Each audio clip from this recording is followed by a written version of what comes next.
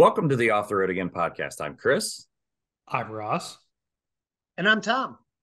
My favorite part of that is I didn't point correctly on your screen. It's okay. It's recorded on my screen. So I will have, for the actual show, the pointing is correct. Anyway, this is our podcast about anything and everything off-road. It's been a while since we did it, a little bit different introduction. So there we go. As always, we're socially distanced. I'm in the Midwest. Ross is in the Northeast. And Tom's in Michigan? I'm in Michigan at this moment. According to my wife, I live there sometimes. I was to say, where on the hand? Metro Detroit. I'm a Detroiter native guy, but tomorrow morning at 6 a.m. I have a flight to Daytona for Jeep Beach. So I'm in Michigan at the moment. And I just saw something about somebody having a flight delay for Jeep Beach. And of course, I won't remember who it was, but someone on Instagram that was like, we have an issue with the wheel. And they were like, here's the ground crew. And nobody was doing any work. Like the guys in the ground crew had their feet up on the tugs and stuff. And I was like, I think you're going to be there a hot minute there, bud. Concerning at best. Not a good sign. Yeah. Not good. Jeep Beach, though. Good event. The crossover between what Jeep has done with the marketing and making the Jeep Beach production models and the actual event of Jeep Beach, they have done well for themselves in utilizing the branding there. Oh, it's fantastic. And I have a great look, anybody that puts on events, I have great respect for, because it's not the easy path. They've certainly done a great job, and it's loads of fun. For me, I lean more toward off-roading events where you're participating in off-roading stuff. Chris, we were talking about EJS, Easter Jeep Safari, and so on. And all of our events, there is off-roading activity at them. But man, what a great time to get the Jeep community together and have fun. And let's face it, Daytona Beach is not terrible. You could do a lot worse. There you go. Look at that. Yep. So fun fact, Ross, years ago, I know we've talked briefly on the show that I had a 2004 TJ. Mm-hmm. I took one trip to Daytona when I lived in Florida, and I did drive it on the beach for all of 30 minutes. Just to say that I had. Oh, man. I did that. Where in Florida did you live again? Towards the Tampa Bay area, like just a little south of there in Sarasota. So okay. I did get stuck in rush hour traffic in Orlando in a manual TJ and was like cursing life for a solid 30 minutes because there's possibly no place worse in the contiguous states to get stuck in traffic than Orlando. Orlando? Yeah. It wasn't the city. Like, it wasn't New York, so. I'd argue New York is better to get stuck in traffic than Orlando. My favorite part that I always joke about moving to Florida after living out here in the Midwest where everything is a grid system, like literally, like if one street's blocked, you go up another one and you'll get through. As I tried that in Florida and immediately ran into a canal, and I was like, I don't know how to process this. Like, why is there a body of water blocking my way right now? Like, but that's better than running into a couple of barrel cones and some dude in a construction vest cursing at you and telling you to go back. Go back. Just that's an East Coast thing. That's definitely an East Coast. Yeah. East Coast and the Northeast are special. So speaking of things in the Northeast, do you want to talk about the GMC you had recently? I'd like to talk about the GMC that I had recently and the Polaris that they're so kindly loaning me for the next few months. Well, I did stop it when we get to my updates. I did talk to the Polaris guys last week, and I was like, my podcast partner has one of these for like a long time. Yeah. Yes. I didn't get names of anybody. Thank you, Hannah. So I had the GMC Sierra 2500 Denali Ultimate. Good Lord, that's a mouthful. It is a mouthful. And it is $95,000, which is a huge amount of money. So until you get to the Hummer EV, there is nowhere you can go from here. And it's the Duramax and the Allison. And I'm sorry, you say $90,000? This one as spec is $95,000. Seems cheap. Sorry. Probably could have couple different colors. Yeah. Yeah, parked next to my house. No, Have you seen the new ZR2 version of that truck? Of the 2500? Yes, I have. And having recently spent a week with the Ram 2500 Rebel, it's a very interesting space.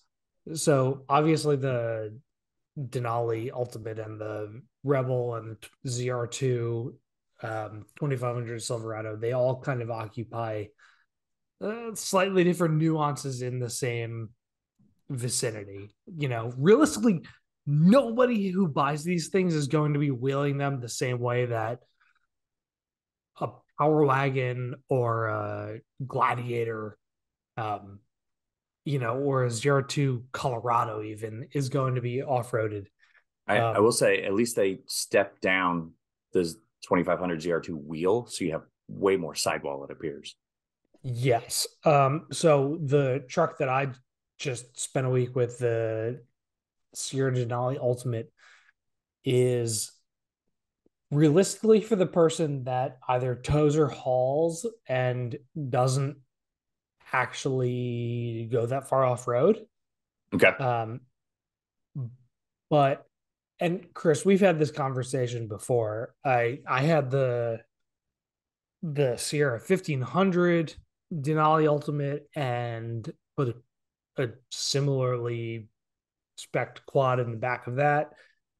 And I also had the Yukon Denali Ultimate. And I didn't think that either of those really made a lot of sense in the like luxury spec capacity. But this one kind of does, because the Delta, like, whether you're spending, 80 grand or 90 something $1,000 on a fully loaded, kitted out 2500, or, like brushing up on a 3500, like, that's not, nobody is going to care about the difference in that price range. It's as luxurious as a nice sedan. And yes, it has little badges on the fucking front bumper that say 2500. And there are if you zoom in on the front bumper, it says HD on the front bumper. Like, yeah.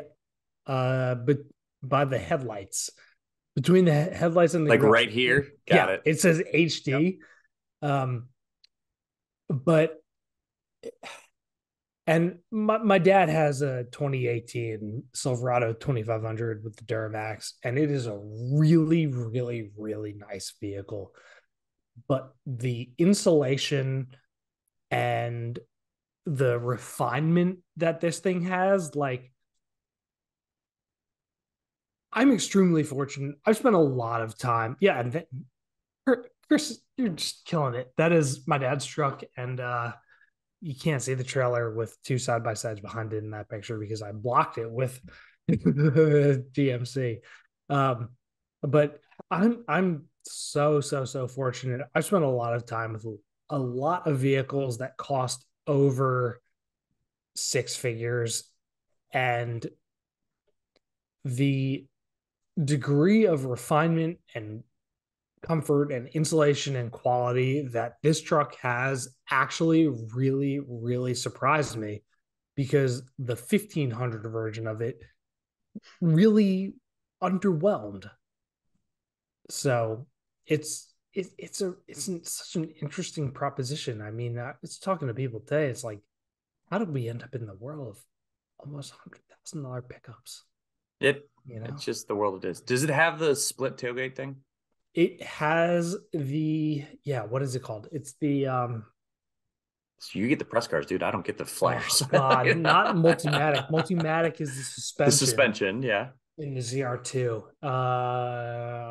Multi-Pro tailgate, I want to say. And yeah, Multi-Pro this one, tailgate. because it because it's the Denali Ultimate, it has the speaker system in the drop down portion of the tailgate. Okay. And I spent about 15 minutes trying to get my phone to connect with it, and got to the point where I was like, fuck this, I'm done. I can't do it. I'm over it. And I gave my phone to my brother, and in 2 minutes, he had the thing connected. That's your younger brother, correct? My younger brother. Yep. He's 5 years younger. Staying with the stereotypes that the younger people do the technology better. Yeah. Yep. How has humanity made it this far without a nice speaker system in the tailgate of its truck? I'm uncertain how they made it this far. I don't know. You're right in line with a lot of our thinking on this podcast a lot of the time. Yeah. And I will say, being a diehard Toyota fan and being an extreme appreciator of the fact that at one point Toyota built a 4Runner that had a button called party mode, and 2010 put all of the wattage, the speakers in the tailgate. As much as I love that, the actual audio quality in the speaker setup in the Multi Pro is horrendous. And I'm not an audiophile, but an extreme, music person. So I think you get classified as an audiophile then. I don't know. There's an audiophile is somebody who. So you're qualifying yourself as a music enthusiast as opposed to going all the way to the nerdiness of an audiophile. An audiophile cares about sound quality and the nuances of treble and bass and everything there. Hertz, wattages, and all that fun stuff. That. I'm just a music lover. Okay. So, anyways, then you get old, Ross. You get old, and you've been to too many rock and roll concerts over the years, and you're like, I don't know, it all sounds pretty good. Turn it up louder. Yeah. That's also how I troubleshoot my vehicles. What's that new noise? I don't know. Yeah. I'll just turn it up. I didn't hear anything. So with the Multi-Pro tailgate, did you have any issues loading the quad in the back of it? I did not. So I got a response from GM, and GM said, be careful to distribute the weight properly when loading an ATV into the bed. And I got that response after I had loaded the weight into the bed. Unloaded. The quad.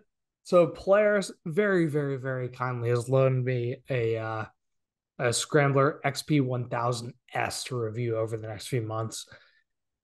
And it weighs probably about 800 pounds, maybe 850 with fluids. And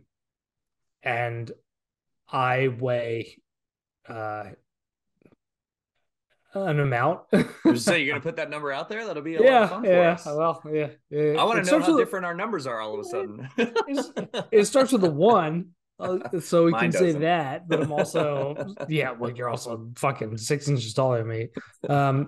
So the Multi-Pro tailgate, you're technically supposed to drop the Multi-Pro portion of it, and then the intersection or whatever. Yeah, and put a weight distributing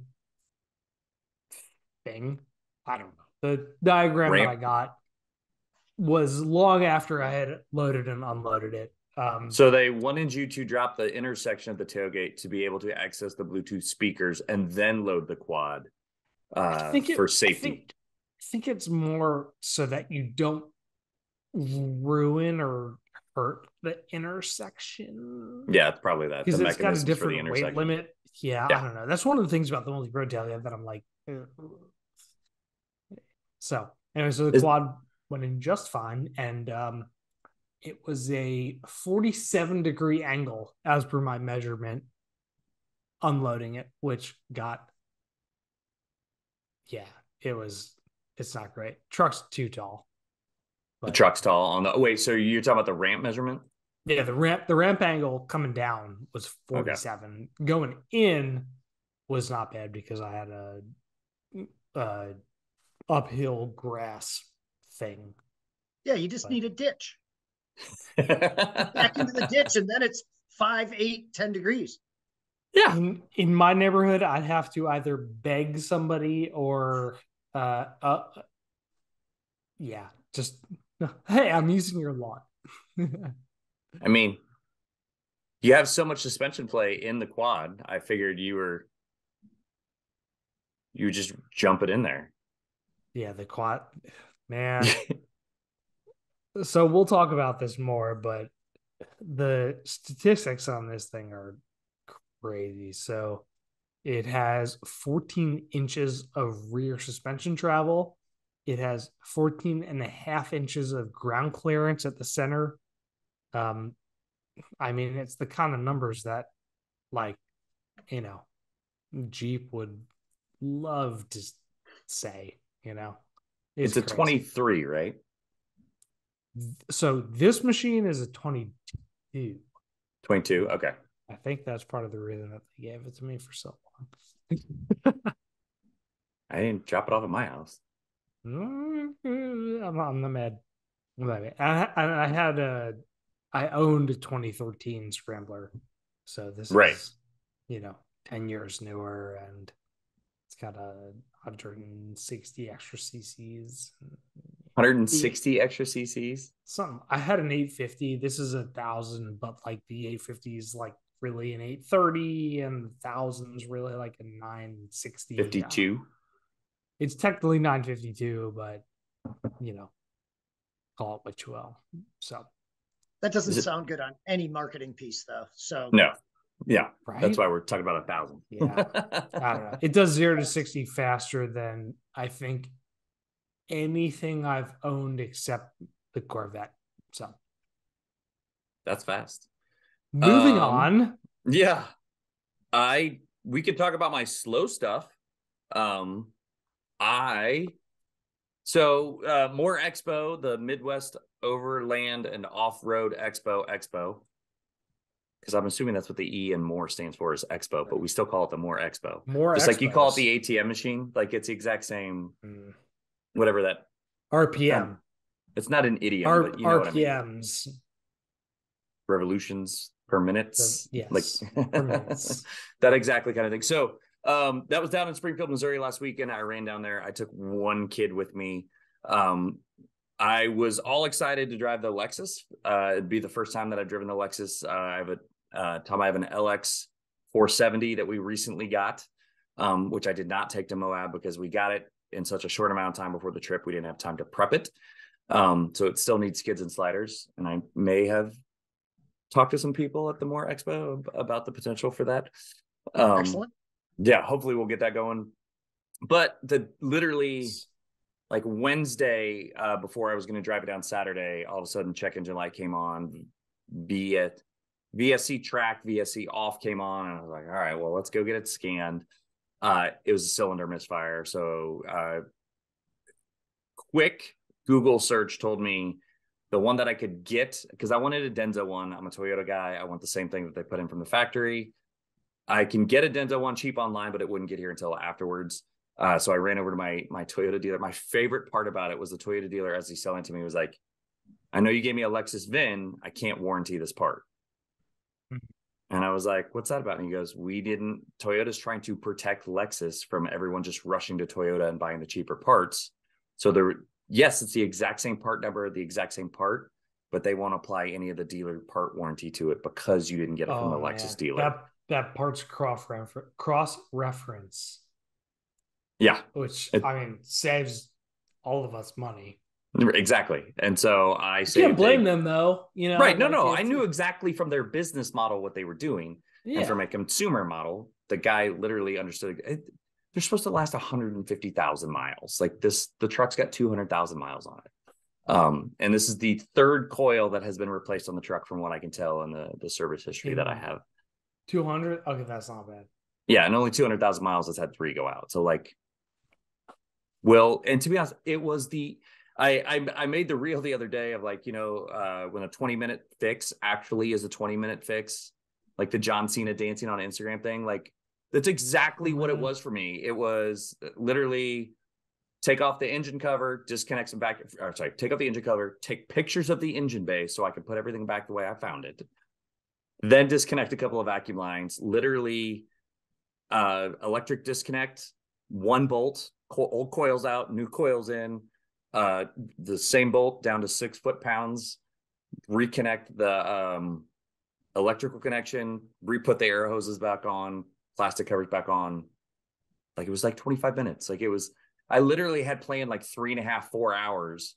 And I was like, I have so much time on my hand. I went and got a car wash. I cleaned the interior. Like I did like the rest of the day. So much room for activities. Exactly. I was literally just a bunch of memes. So we did drive the Lexus down, which was fun because literally, so the road trip was out in Utah with a whole bunch of people from the West Coast, and I saw multiple rogue participants at the Midwest show, including awesome. Huge shout out to Cindy and Jonathan who drove from California and their Frontier. So good for them.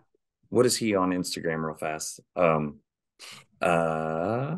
always have it close to the top. Fucking rock star is what he is. X Frontier _ Overland is Jonathan and Cindy, and they crushed it. They showed up with their Frontier with the Go Fast. And we had been discussing like whether or not they would come, and then the last I heard they were coming, but then I didn't see them. And when we ran out to get lunch in the parking lot, I walked past their truck and basically took a photo of it and texted it to them or messaged them on Instagram and was like, so where are you guys at? Yeah. Like, I know we're both here. Long time no see.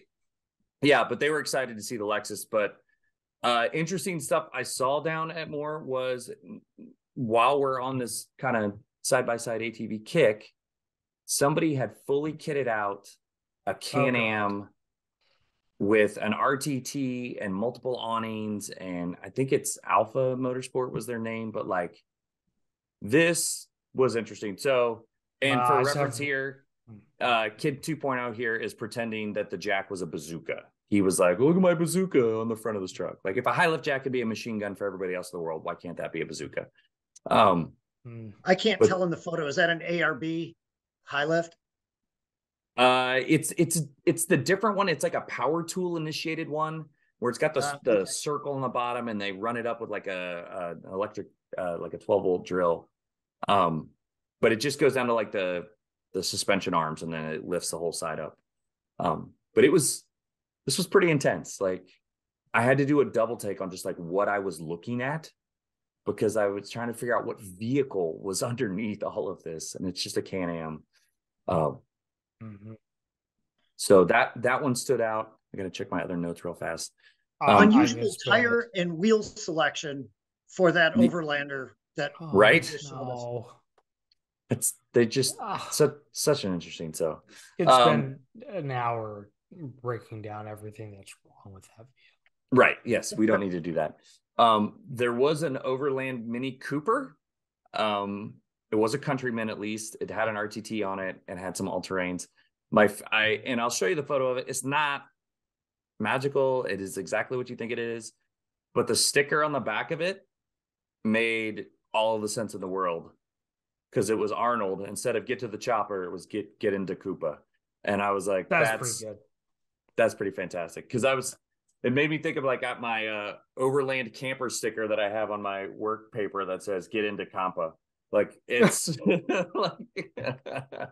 I like a good Arnold pun. So go back to that picture of it, the wide picture of the Mini. Yeah, does it have a tire mounted table like one of the like, clip-on things? Yeah, on the outside. Yeah, it's got one of those.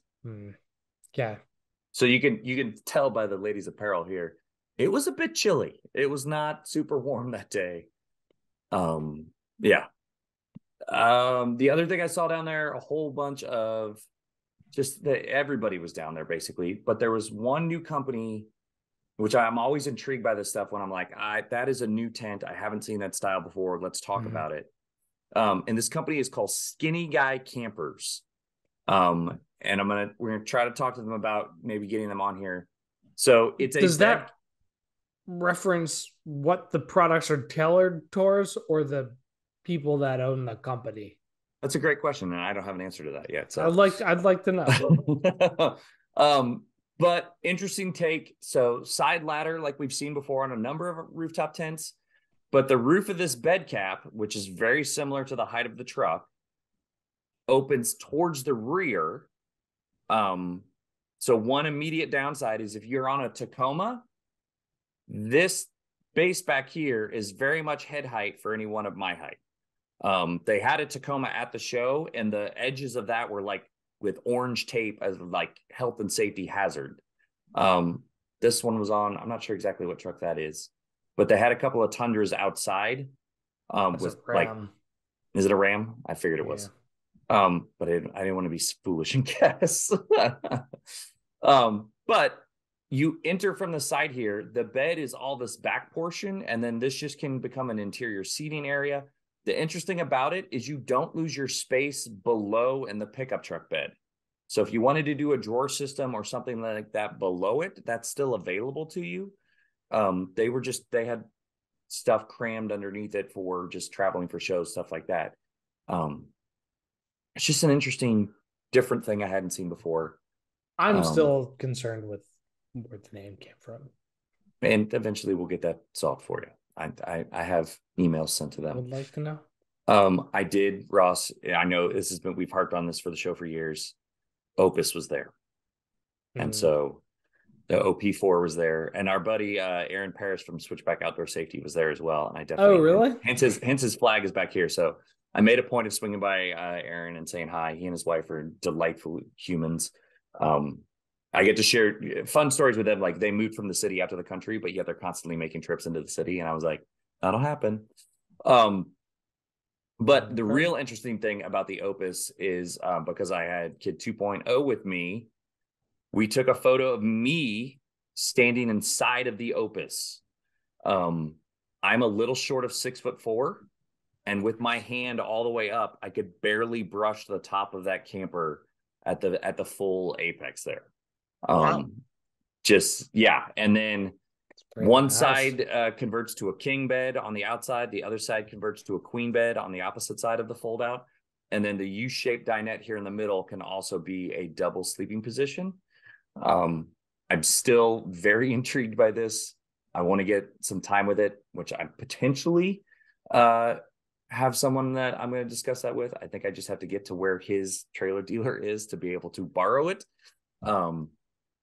Which is definitely a good solid more than a day's drive away from me, because everything is. I live in the Midwest. There's people are like, how far is it away? It's at least eight to 9 hours. Everything fun is at least 8 to 9 hours, unless I'm going to Arkansas. Like it's always a long drive. But that's more in a nutshell. And yeah, it was a good time. Having been to like Overland Expo West and Mountain West, it was kind of nice because yes, the big boys of the industry were there, but there were a lot of smaller companies that came to this, companies I hadn't heard of, and was able to then experience something where maybe they don't go to the overall big expos like the Overland Expo East, West, and Mountain West, or Pacific Northwest as well. So it was interesting to just kind of interact with some new individuals. Yeah. Everyone seemed like they had good ideas. Yeah, that's about all I got. Cool. There's a lot of fresh ideas percolating in that space. And it seems as though there's almost a little bit of a movement away from some of the rooftop stuff. Agreed. So it's fun to watch how that evolves. And I think some of the rooftop stuff has gotten so big and just it's gnarly.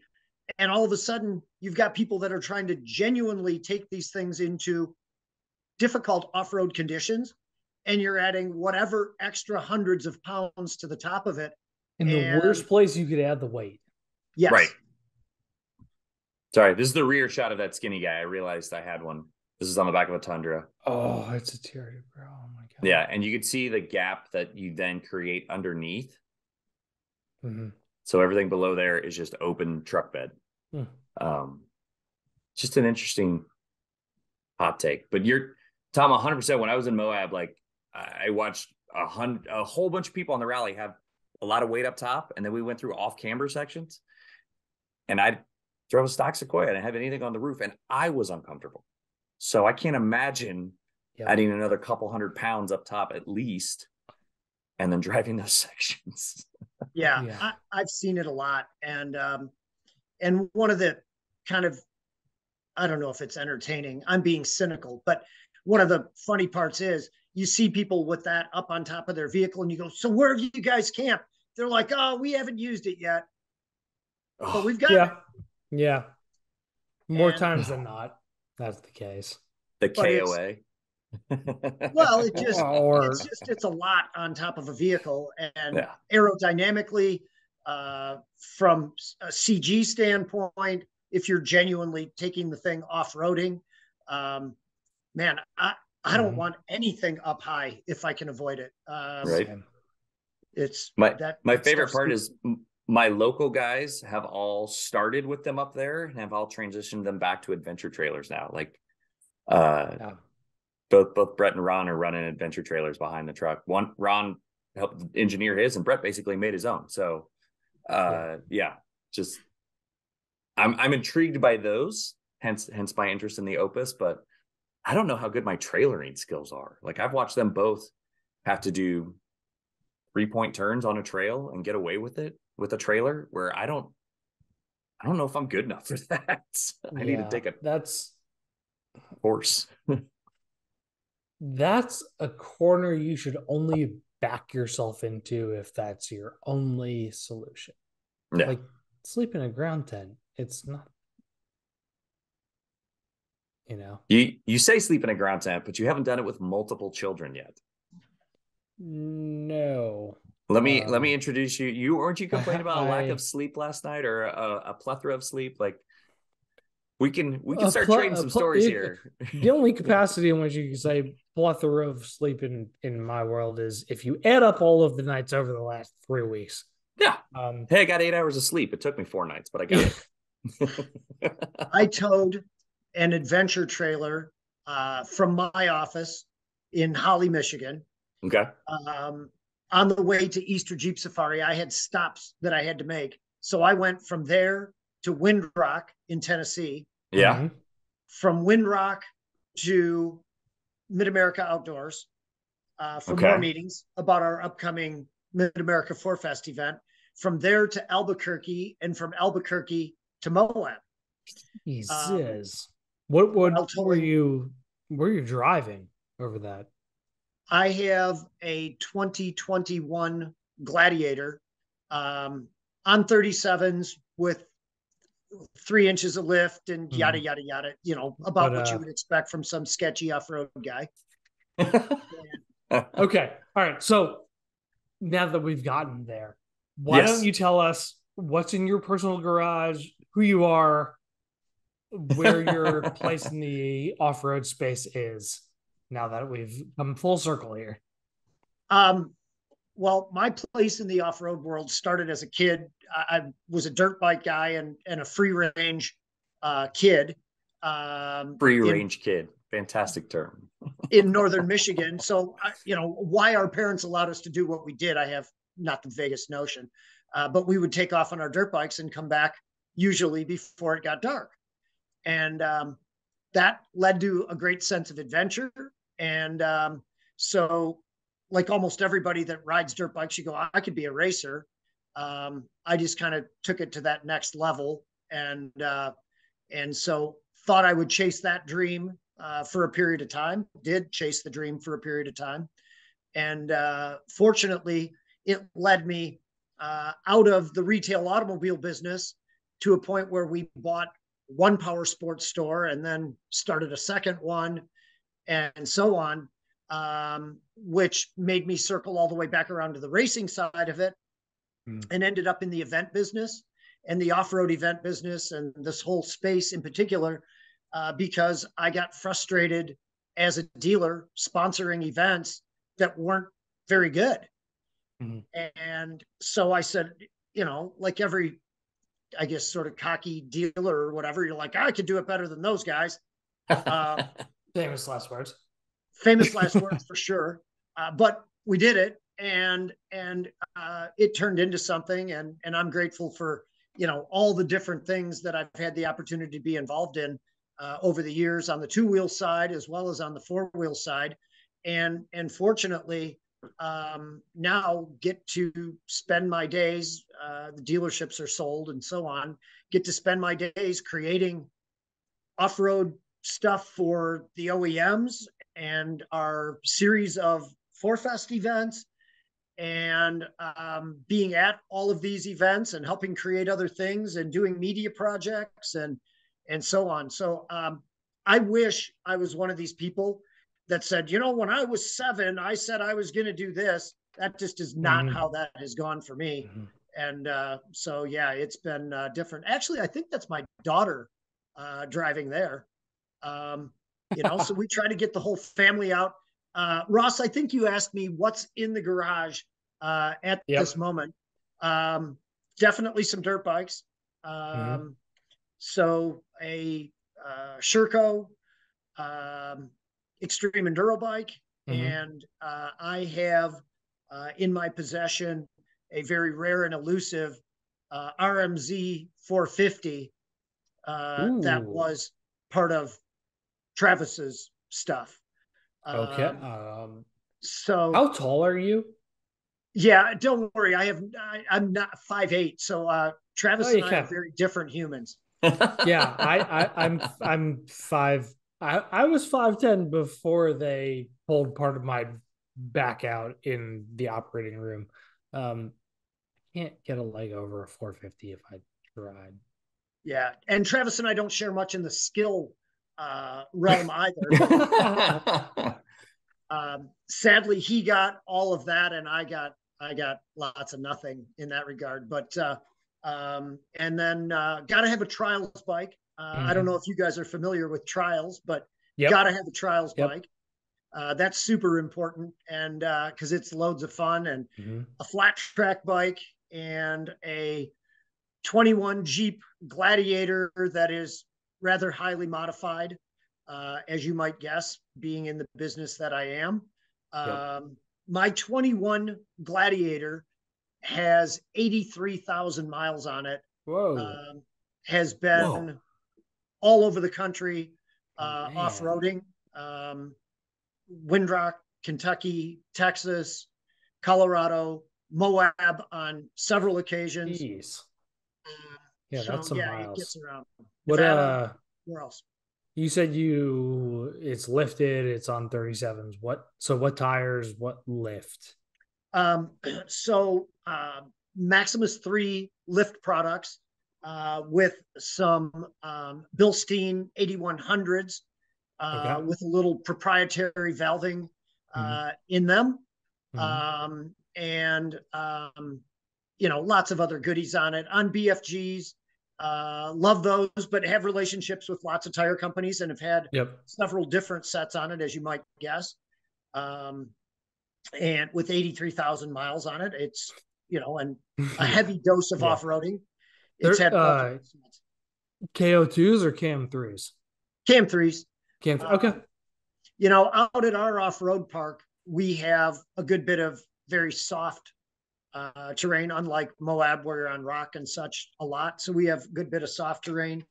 And then also a 21 Bronco Sasquatch, you know, again, modded out, can't leave stuff stock. Interesting. So yeah, kind of something for everybody. And I would guess that at some point there likely might be some sort of Toyota in our future as well. So you never know. That's my off-roading life on four wheels anyway.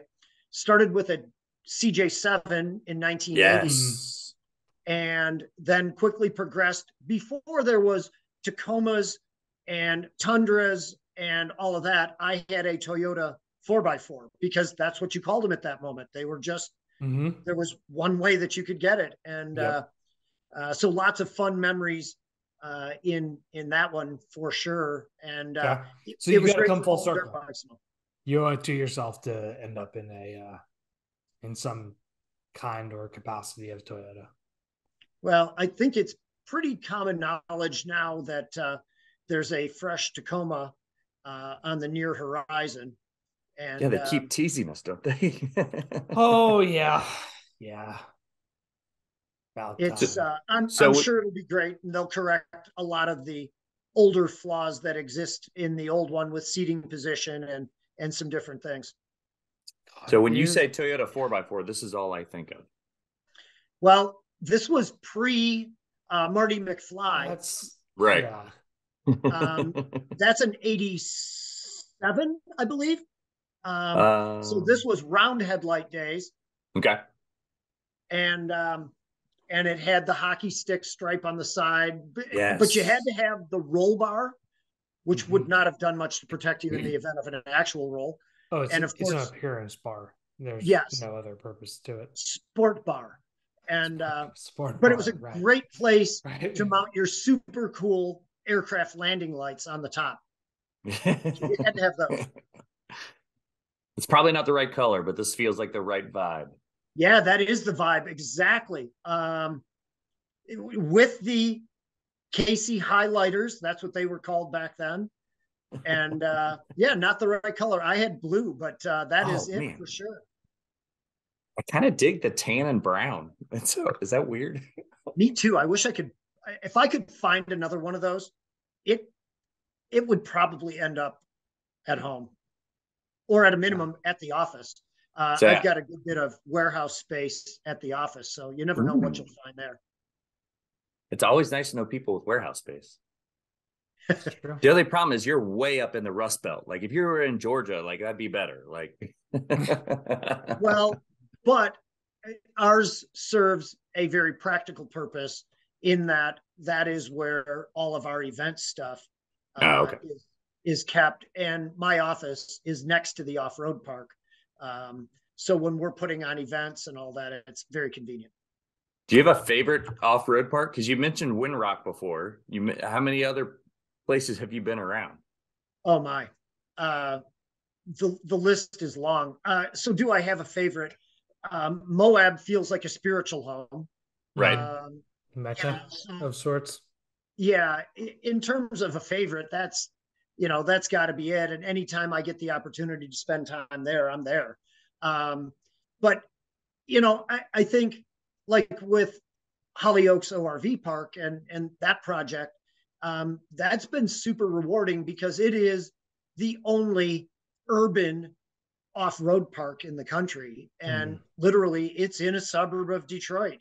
And to take a depleted sand and gravel mine. I mean, this sounds kind of like my environmental jam or whatever, but it's a depleted sand and gravel mine that could not be used for some other purpose. It's next to a ski lodge. It's next to a ski resort.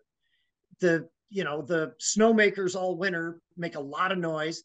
There's heavy industrial next to it. You're not building a subdivision or a golf course or any of that. Not that the world needs more golf courses, but so an off-road park apartments. Shit.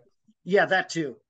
But it's kind of the ideal purpose, and the fact that it's 20 minutes from Jeep headquarters and 35 or 40 minutes from Ford and 40 minutes from General Motors and about an hour from Toyota R&D and engineering center. It's an ideal location to do an awful lot of projects, and works good. I'm scrambling for images, and every one I open that says it's high res is actually a tiny image. Like, come on. There's probably some on the Detroit 4Fest site. There's probably a bunch, but it's there you go. It looks like a good time to be as close to everything as it is. That looks fantastic. It's brilliance on the front of somebody who cares about and enjoys off-roading and knows the proximity of the major off-roading OEMs. It's a lot of people deserve a lot of credit in this case. It's the DNR purchased the property, Department of Natural Resources purchased the property, and it's leased to the county so it can be operated as a county park. And, there was a bidding process over event coordination and marketing and a bunch of other things. I happen to have the relationship with the OEMs and so on from years of working with them. And so it's wonderful. We had a county meeting today. It's amazing that it was all able to come together. And, it's kind of unlike anything else, having a legit off-road park with hundreds of acres in a major metropolitan area. The fact that the OEMs are nearby certainly has its own sort of flavor to it as well. But there's been a lot of things we've been able to construct out there. There's a lot of very, very legitimate rock climbs and so on that are, if you were in Moab, you'd be going, yeah, that's a good one. That's a 7.5 or an 8. That's a 40s and some V8 power kind of thing. So yeah. I mean, there's one of them. Not that. Is he propane powered? Sorry. It's completely off topic. Okay. Yeah, no, I mean, not much I could say looking at a buggy on Swampers, Of course, Raptors are in the air. Well, that Raptor's about to have a really bad time in that picture. Or at least the owner is. We don't know how much speed he's carrying there. It could be a nice smooth landing right here. We're not aware. I know that's not. I would edge toward Ross's explanation of that and say that might have been a difficult outcome at that moment, but no. I mean, the off-road parks that are designated private property parks, that exist solely for the purpose of off-roading and in some cases testing. I mean, one of my favorite parks, somewhat local to the New York tri-state area, is AOAA, Anthracite Outdoor Off-Road. And I've been there when people are using it as a test bed for their King of the Hammers vehicles, and they're pulling like freaking cammed out nitro-fed buggies out of their enclosed trailers.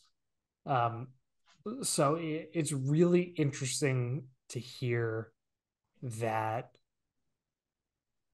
the OEMs who have a vested interest in the 4x4 space are actually going to a facility that's in the greater Michigan area to put the things, through the ringer. Well, here's an interesting thing with all of that, Ross, and that is, without mentioning any specific OEMs, there are people involved in all of these projects that have very little actual off-roading experience. Perhaps some of them have designed things and said, wow, this is going to work awesome, but they've never done it. And I've taken great pleasure. I mean, there's a cynical side to that too, but I've taken, it's been an awesome piece of our business to take a lot of these folks out and take them off-roading and teach them some off-roading 101 skills. And you see the light come on and they're like, maybe we should do this instead of that. And this thing could be even more effective than it is, or it would be easier to use, or any of those kind of things. And I think it's largely made a lot of these brand managers and different people a bit more authentic. I will use, as somebody that is extremely authentic, Jim Morrison, the head of the Jeep brand, is like legit gnarly off-roader. And on many occasions, I've gotten a call in a late afternoon or something, and he's like, where are you? I'm at the office. I've got something. I'm headed over. Let's go out in the park, and we'll amazing. Go out and do some things. Right. And it's like if Ralph Gilles calls you and says, hey, we have an open track. You just say yes. Like, that it's going to be something that means something important to the brand, or to your general, adrenaline rush. Yeah. And, it's funny. We don't need to jump off a cliff on EVs at this point, but I was not a huge EV fan, being, an old Detroit guy. There's our guy right there. Yep. But not a huge EV fan. And Jim calls and says, "Hey, is there anybody at the park?" I'm like, "No." He goes, "Okay, good." And he comes over with a Wrangler that did not have blue badging on it at that point, but had a very unusual tray underneath and some other things. And he's like, "We're taking this thing out. Let's see what it'll do." And this is a bare bones, nothing on it, street tired sport, no lockers, no anything. And he's like, "Yeah, let's see what it'll do." And we had it in electric mode. And this was pretty far in advance of that ever. Yeah. Way ahead of 4xe actually being something that anybody knew in terms of names. But it kind of shut me down about my negative Nelly approach to electric. And it worked really, really good. And of course, not being an engineer, I'm like, "Yeah, but we can't drive it in the water. So what good is that? It's an off-roader." And he's like, "No, go submerge this thing." And I'm like, "Should we touch anything? Are we going to get zapped?" Challenge accepted. Yeah. And obviously it was just fine, but it did just great. And now, man, they're very, very capable. And the needless to say, there's no power curve. There's just torque. And it's the best-selling PHEV in the States? Yeah. Something like that. It's crazy. Just so crap. How many times has Nina won the Rebel Rally with one now? At least twice, I think. Like, Nina, please let's just record a show. No, it's scheduled. It's scheduled. It is? Oh, good. Yeah. Okay. You accepted it. God, that doesn't mean that I know. Nina is our newest. So I'm on the board of directors of Tread Lightly. Okay. And Nina is our newest board member. And as far as I'm concerned, Nina's kind of a rock star. Right? That is really not a question. She just is a rock star. So, yeah. Tom, quick story. When I was in Moab, we were approaching Wipeout Hill. We weren't all there yet, but I heard over the radio, somebody was like, "Well, Nina's here, so she'll start spotting, and then we'll catch up with the other spotters later." And it didn't process in my brain who it was until I was there on the hill, literally halfway down the hill, and I was like, "You're Nina Barlow." And she was like, "Yeah." And I was like, it was like that moment where they call you about, like, "Hey, I've been trying to get a hold of you about your extended warranty." Like, I was like, "I've been trying to get you on the podcast for like 2 years. Would you please, here's a sticker." And she's like, "Send me an email after this date." Like, she's fantastic. Like, and to be honest, that's why I'm so glad I went on the rally, because it took being out there in Utah doing those things with those people. Yep. I say those people, like Scott was there with the international flight of the Rubicon 20th anniversary edition too. So amazing time, and I can't wait to have her on the show. We're going to dig into a lot of stuff. Also, we've had Matt Caldwell on the show twice from Tread. So and Matt and I talk almost every day, sometimes twice a day. Lots of Tread Lightly stuff, and so huge respect to Matt, and obviously with Matt's leadership, Tread Lightly has taken giant leaps forward, and lots of cool projects that are in the works, and lots more good to come. And I just, again, not to get on my soapbox and preach or whatever, but we all need to, not pointing to you guys necessarily, but we all need to be concerned about land use issues and we agree, responsible recreation and all of that, because there's a great number of people out there that would like to take that privilege away from us, and let's not give them the ammunition to shoot us with. We're all in it for the same cause, and that's because we enjoy the sport of off-roading and the exploration that comes from it. And that's our Moab project right there. Exactly. Hey, when we're done, I won't send it to you now, but when we're done, I'll send you a picture of the JTE, which is what we call that. Right. That's, super cool vehicle. And I'll send you a picture of the JTE, perhaps in a bit more precarious position than on that flat ground that you currently see it. Oh my gosh. I would like to spend an extended, perhaps, ownership stint with the JTE. I think you got to get out to Arizona because I'm pretty sure it's normally around Matt. Yeah. Okay, let's back up a second here. So Tom, why don't you tell us how you got into off-roading and tell us something about your brief-ish stint in the performance car world? Well, so got into off-road, if I'm honest, by accident. We wanted to go places to ride our dirt bikes, and you had to transport your dirt bikes to places. And so you put them in the back of the truck and took them. Well, you had to learn how to be an off-roader to get to a lot of those places. Add to that, I grew up in, well, what most people would describe as a rural area outside of Detroit. And so we had hills and trails and several abandoned gravel pits. We felt an obligation to put those to good use.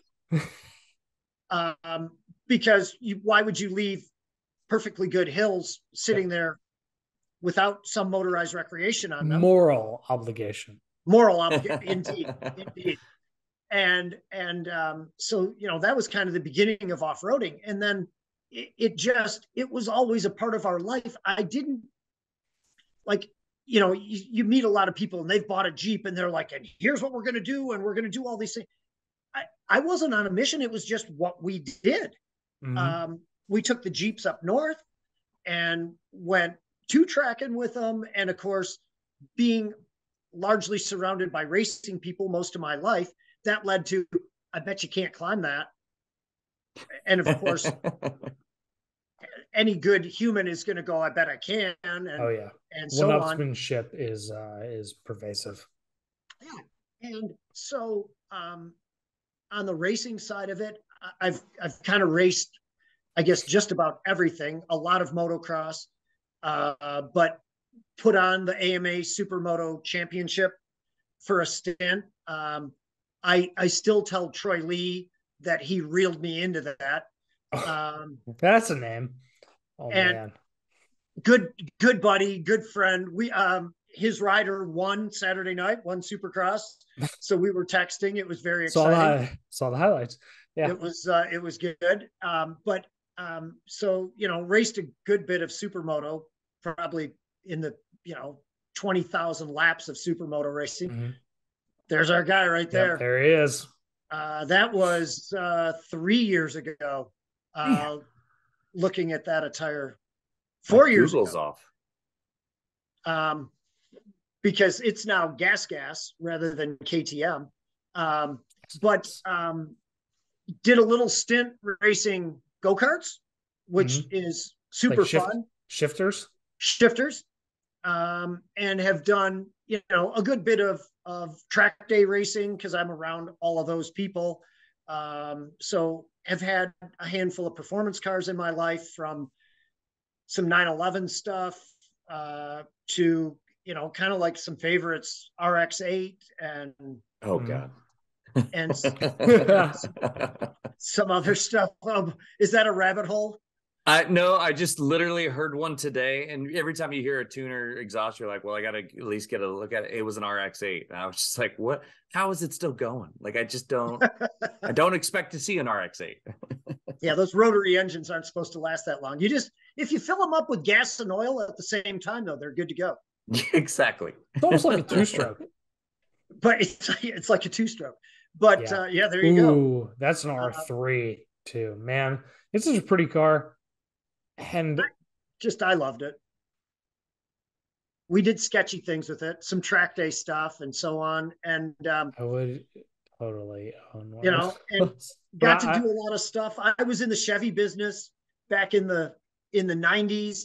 And Jim Campbell, who now heads up GM Motorsports, was a good buddy. And I'm not suggesting he's not a friend now, but we did a lot of stuff together. He was Camaro and Corvette brand manager at that time.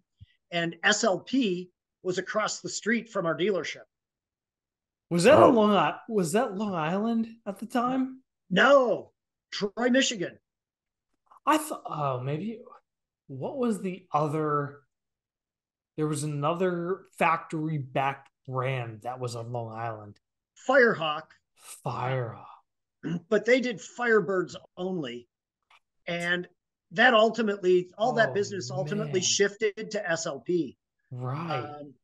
And they were doing a great job. So I got to do lots of fun, like weird autocross days and different performance things with all of that. And fortunately, now get to do all kinds of off-roading things. From there's a little bit of a dare for me to race King of Hammers next year. In what? I'll cover that. I don't care. Yeah. in what vehicle and with what team? Side by side. Razor or Maverick? Perhaps a different brand. Oh no, really? And talking speed. This is no. speed. I'm not doing anything with Robbie. Deep breath. Okay. Love Robbie and all of the stuff that goes along with that. Classic moment at King of Hammers this year is we see a helicopter crest one of the mountaintops. And I'm like, no way. That's a speed hanging beneath the helicopter. And he went and rescued one of them with a helicopter. Oh my gosh. Yeah, they fucked themselves so good they had to call the chopper. Okay, so it's not. So it's a UTV, but it's not a Polaris or a Can-Am, and it's not Yamaha. They could be known to have green devices. Really? Mostly. Yeah. So does it start with a K and rhyme with KRX? Perhaps. As soon as you said green, what other green is there? Like Team Green. I owned a Brute Force 650 for 12 years, so I have a deep love for Team Green. Yeah, back in the motocross days, I'm very grateful I had some support from Team Green and ultimately became a Kawasaki dealer. And so little history with those guys and love all that stuff. And I still have some Mad Cow KAW stickers floating around. Yeah, goodness knows what is lurking around this place between my office and this house. There's untold things that from my ancient past. This is what happens when you get old. You have stuff. Yeah. Can't argue. All right. So hammers. Okay. So that's potentially running hammers. Interesting. That's exciting. Yeah, we'll see. That's exciting. There's some cool racing opportunities coming up. And I feel like I'm at a stage in life where I probably need to get some of this out of my system at this moment, because at some point I may arrive at a point where I'm like, I can't do that anymore. And for right now, still in physical shape where I can. So we'll there you go. Yeah, that's all right. That's some hammers looking. For the audio listener, the vehicle is not on all four tires, and it is not pointed in what it would appear to be the path of the direction of the path. And based on where the driver's side rear tire is, it may not be on any tire. There's a lot of dust for that. Paul Horschel's. That's Paul Horschel's rig there. It's well, there's a lot of things that you'll see at Hammers that you won't see in any other location. But I'm a bit intrigued by the whole thing and have now been a part of it. And I'm on the EV Hammers racing board. And so that's a bit of an exciting concept. And we're, for our Mid-America 4Fest event, I can't tell you how exciting it is to be partnered with Ultra 4, Jason Robinette, who has now purchased Ultra 4, and be a part of all of that mix. It's fantastic. And of course, not to take Travis and Nitro Circus and Rallycross and all that out of it either. Can you tell us what 4Fest is? Yeah, it's a great question. It started, and this is a pretty, funny but well-known story. Back before the Hollyoaks ORV Park ever opened, the county officials said, well, if we're going to do this thing, we need to know how it's going to work. So can you create an event? And I said, yeah, that's what we do. We do events. So we created Detroit 4Fest. And I thought, man, if we had a few hundred people show up at this thing, wouldn't that be cool? How neat would this be? We'll show them how it'll work and so on. And thankfully, Jim Morrison and the team at Jeep got behind it from the start. And the first year, our big problem was the ongoing issues with the sheriff, because we backed traffic out to I-75, out to the freeway, and had 5,000 people show up. Oh man, it's like Clarkson's farm, where right, yeah. And so we, kind of said, "Holy smokes! I guess we're onto something here." And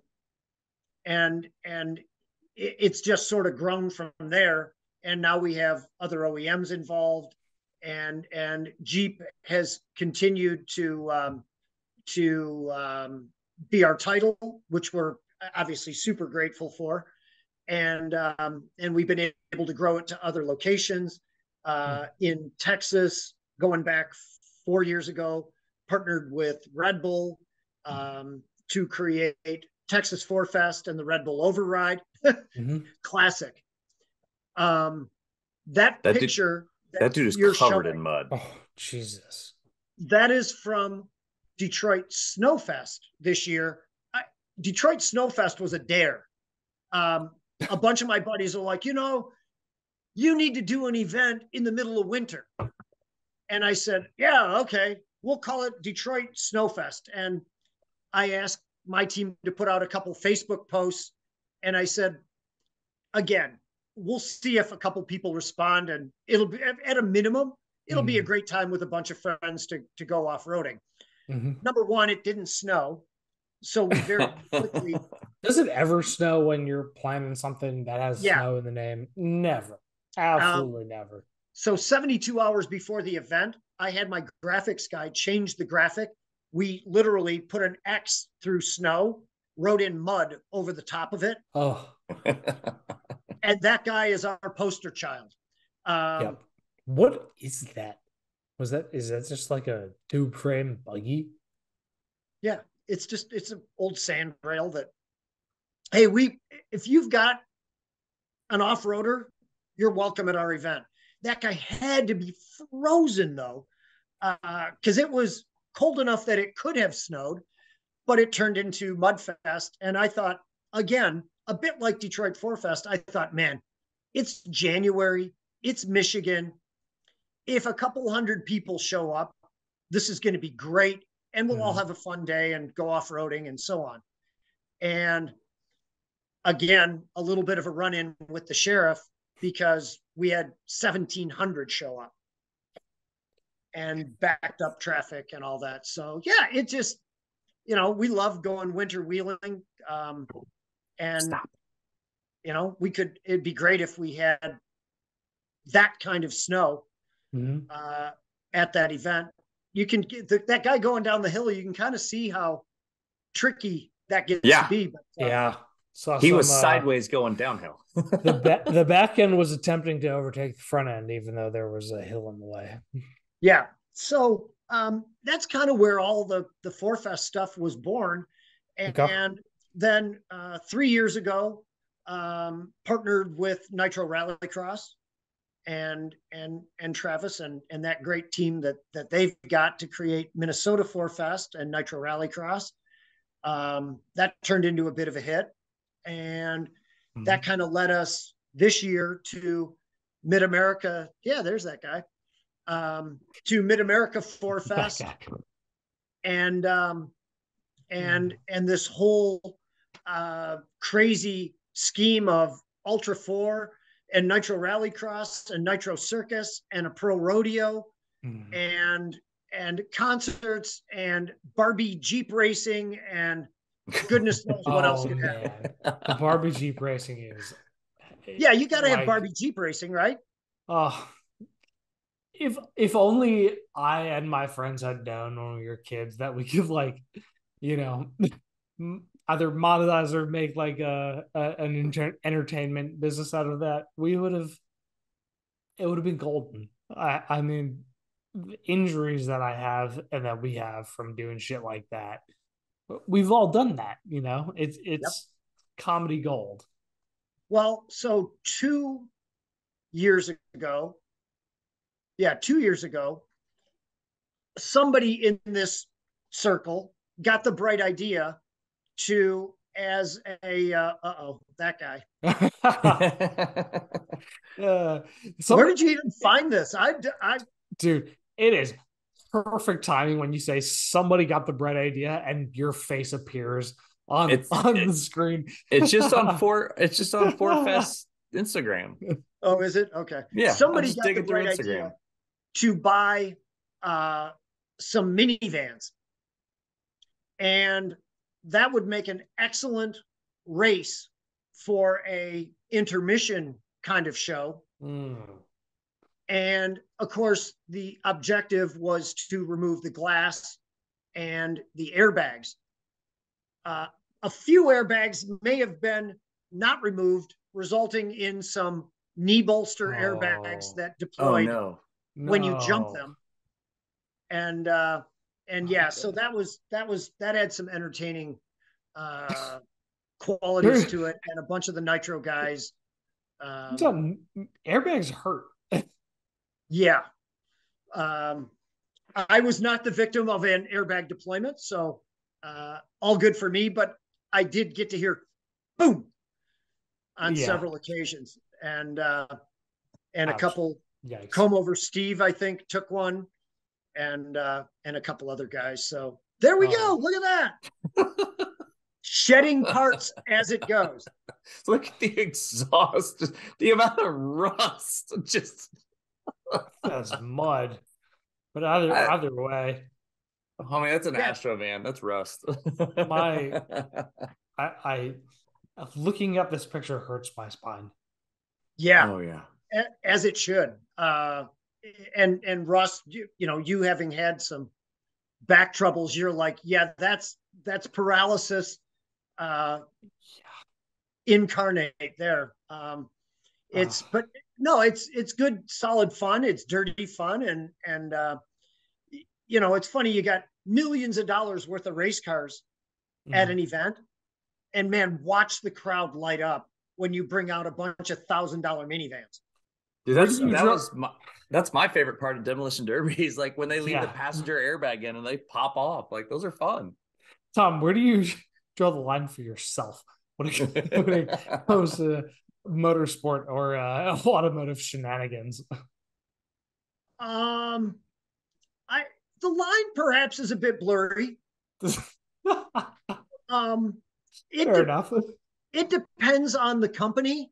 When you're around a lot of these people, there's a lot of dares. And occasionally I respond in a mature way to a dare. And occasionally I'm like, no, I got this. And so I don't know. I try to keep it pretty legit. You can imagine the upbringing my children had. Being around all of this their entire life. How old are your children, for reference? So 26 and 24. Okay. And my daughter lives in Salt Lake City now. And I suspect she is in the ski industry. She's the U.S. I hope I get the title right. U.S. Marketing and Events Director, U.S. Marketing Brand Manager for Black Crow Skis. But I suspect that she will ultimately navigate back toward the motorsport space. Awesome. My son is somewhat indifferent to the motorsports world, loves being there, but is like, yeah, I'm not going to be an idiot. So he keeps it pretty real. And my wife is just, she knew what she was marrying. So I guess, Amazing. That's just how it turned out. But, she tolerates then. Yeah. She, like if she never had to attend another race or another off-road event or any of that, her life would probably be okay. Oh man. Yeah. Hear that. Mine, on the other hand, I can't imagine a life without all that stuff. So to me, it's what makes my heart go pitter patter, and I'm grateful that we figured out some ways to do that, and turn it into a legitimate bona fide business where we get to be around all that all the time, and do these fun things, and create more fun things, and see what kind of additional havoc we can cause, and thank goodness for lots of great people around us that have kind of embraced these ideas, and to have somebody like Travis and all of those guys, and lots of other people from Red Bull and other places that have embraced all this stuff. It's pretty special. So last question before we wrap, because we're hitting our time limit on the it's show. Getting late for you two. You're both in the Eastern time zone. Yeah, seriously. So how long have you been doing the automotive ordeal professionally? And have you ever gotten sick of it? Because the trope of all tropes is do what you love and you'll never work a day in your life. And we've had a bunch of guests recently. Matt Adair comes to mind, and plenty of our YouTuber friends who they love every single second of what they do, and they've made their passion and their hobby and their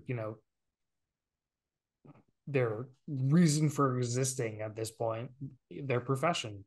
So kind of curious to hear your take on the whole thing. So, yeah. Have I ever, I have had moments of frustration. But look, I got into it at 21 years old, selling cars, and became the manager and went to dealer school, all that stuff. And so, yeah, there's been moments where I was frustrated by it. Buying a power sports store was a dream come true, because here I am, this motorcycle guy.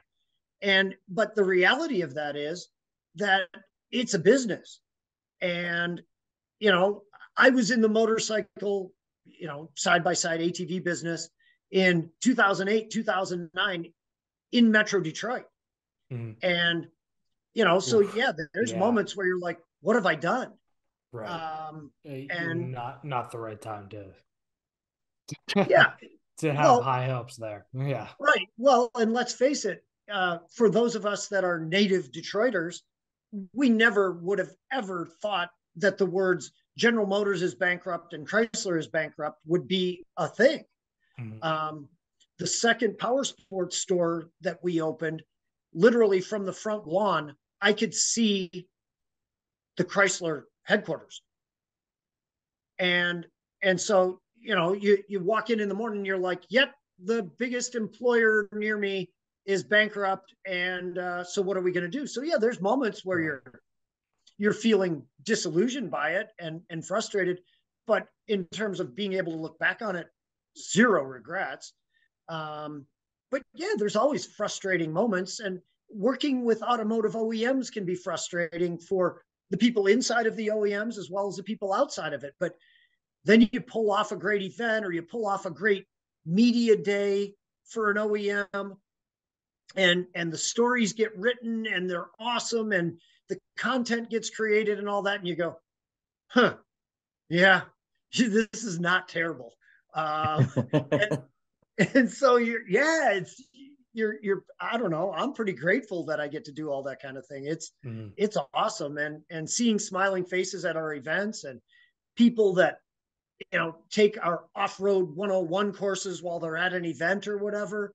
It's awesome, because they had no idea. I can't tell you how many times I've overheard, so the other lever that's in the middle, do you ever pull that one back, or what do you do with that one? But no, it's great, Ross. And you just, I love the idea that here they are, they're out there with us, they're doing it. And they want to learn. And a lot of them become part of our life, become part of this adventure, crazy lifestyle thing, and they go do cool adventures. You never know. You see those people. I ran into one while I was in Moab. The guy went to a 4Fest event, did an Offroad 101 course while he was there, and now he's out in Moab doing Metal Masher and stuff. So, oh my gosh, yeah, that escalated quickly. It's great. Yeah, it's great. That's awesome. All right, so you like what you do? That's good. But yeah, that's good to hear. Sharing the passion. It's hard not to. I mean, if somehow the winning lotto numbers come in or whatever, and you've got $1 gazillion, I'd be out off-roading. Yeah. I would not be the guy that would be like, well, we've purchased a yacht and we're in the med sailing. It just not my thing. I'd be out off-roading. I'd be starting another supercross team. I'd be doing something. That's fantastic. That's our deal. The new owner of AMA. No, that's not that. No, that's not a thing. Although I have done a good bit of work for the AMA, and I am currently an AMA. I hope I say this right. AMA Pro Charter Holder, AMA event charter holder, and so we still love that space and have been involved in a ton of two-wheeled stuff with those guys, and have great respect for Mike Pelletier and the whole team that's out there doing what they do. That's not an easy job. Back in 2020, we did the final 7 rounds of Supercross in Salt Lake City, all from one place. And we all had to live there for a month while we put on these events, because you weren't allowed to travel. And it was, the first big sport to come back. And so it's good. Dude, that's great.